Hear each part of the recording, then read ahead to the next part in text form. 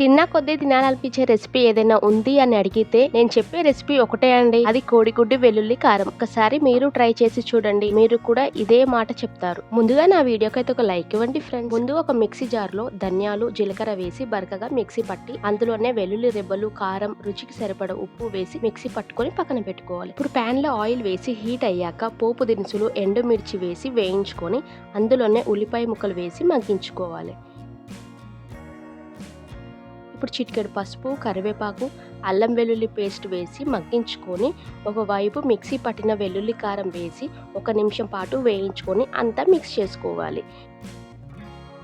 ఇప్పుడు అందులోనే ఒక సైడ్ 4 ఎగ్స్ వేసి మూత పెట్టి ఒక 2 నిమిషాలు మీడియం ఫ్లేమ్లో కుక్ చేసుకోవాలి.